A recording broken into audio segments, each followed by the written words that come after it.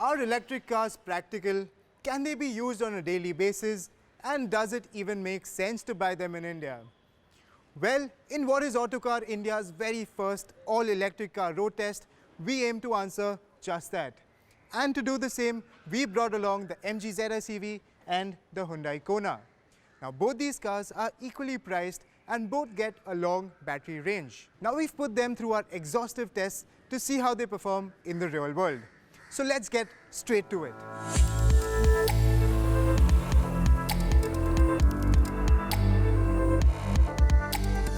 Let's start off with some stats and numbers.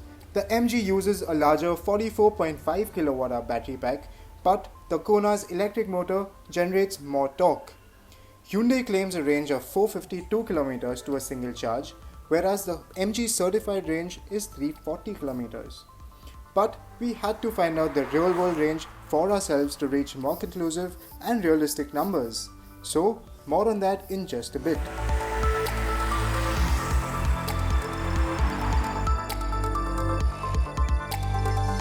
Both these offers similar levels of performance, at least in the city. And the Eco mode is very drivable with instant torque on command. Now the minute you want to close in a gap or make a quick overtake, you just flex your right foot and it just darts into traffic. So performance is very zippy. The way these cars deliver performance is extremely linear and they build speed relentlessly. Put it into sport mode and the MG's performance is slightly better. It even does the 0 to 100 sprint in just 8.5 seconds, whereas the Kona takes 9.09 seconds to do the same.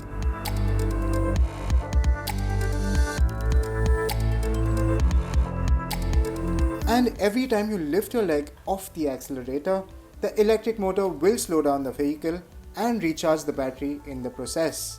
This process of regenerating charge takes a bit of getting used to, at least initially, as it is very different from a petrol or diesel car.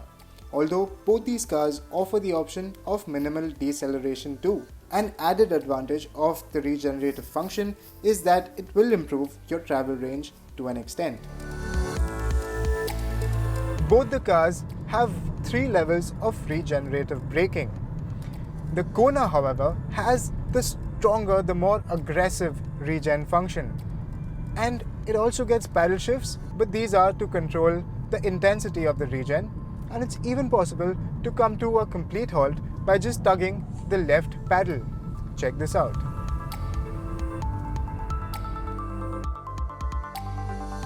There are disc brakes at each wheel in both the cars.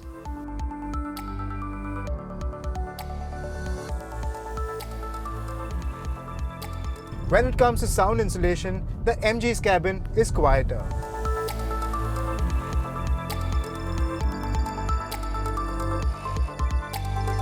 There's almost zero sound from the motor, be it at idle or on the move.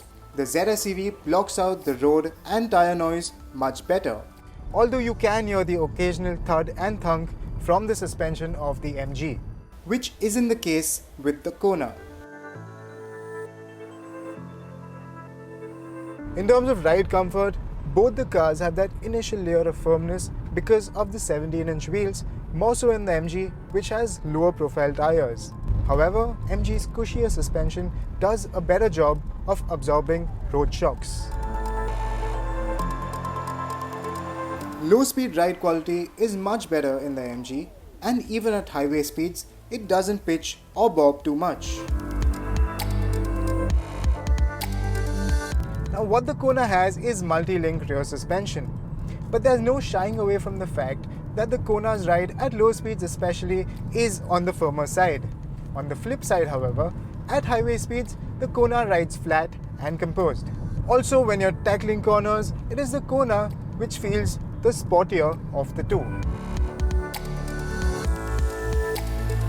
Now coming to the most important part of this comparison, which is the range testing. Now we drove both these cars back to back in the city, on the highway, under similar conditions, and it wasn't a surprise that the MG with its larger battery pack was the better performer. In our tests, the MG managed 317 kilometers on a single charge in the mixed cycles, whereas the Kona managed around 250.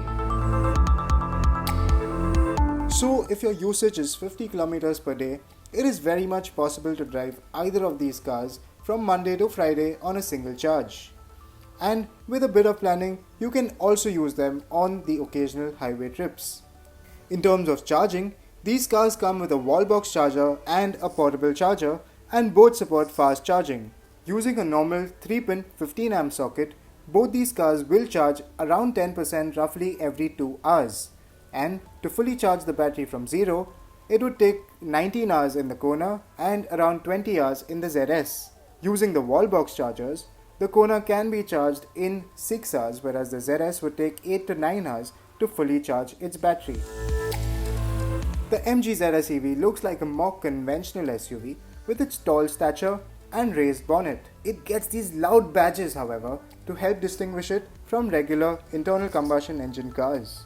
Overall, it is both longer and taller than the Kona. The Kona, on the other hand, looks rather futuristic in its appearance, and although it has the thick plastic body cladding to beef up its appearance, its stance is lower and more like a crossover than an SUV. The Kona has a longer wheelbase, and it also has a higher ground clearance when compared to the MG. And what are they like inside? The interiors of the MG ZS have a German influence. It's very Volkswagen. And several bits like the steering wheel, the air vents and some switchgear feel extremely high quality. The seating position is more upright, and this one feels more SUV from behind the wheel. On the occasion that you're chauffeur driven or when you have passengers in the back seat, the MG ZS EV feels spacious and airier of the two cars. What also helps is this massive panoramic sunroof. The floor in both the cars is quite high, so you're seated in a slightly knees up position, and thigh support isn't all that great in either of the two cars. The Kona's interiors look a bit bland in comparison to the MG. Now, there are not too many soft touch materials to speak of, however the quality of plastics and fit finish is rather nice. The overall layout is very minimalistic, although practicality is quite good. And what's particularly nice are these gear selector buttons. Now, they are convenient and very easy to use. Even in its lowest setting, the front seat of the Kona is placed rather high. Still, out of the two cars, this is the better seat. You have better thigh support, you get lumbar adjustment, and the firmer cushioning means it's more comfortable on a longer drive. And oh, how can I forget the cooling feature? It's such a boon on a day like this. And just like the front, the back seat too is better in the Hyundai Kona. The backrest is nicely contoured and it offers a bit more support in general. When it comes to space, however, the MG is more spacious. As you can see, the front seat is set to my driving position and I barely have enough knee room. However, footroom is at a premium. Where the Kona scores over the MG ZS is when it comes to a third headrest for the occasional middle passenger, as well as an armrest. Both cars offer ample storage areas across the cabin, and both have a decent sized boot. The Kona's is 332 litres, whereas the MG's is at 359, adequate for a family's weekend outing. In terms of equipment, the MG makes a great first impression with its massive sunroof and the connected car tech.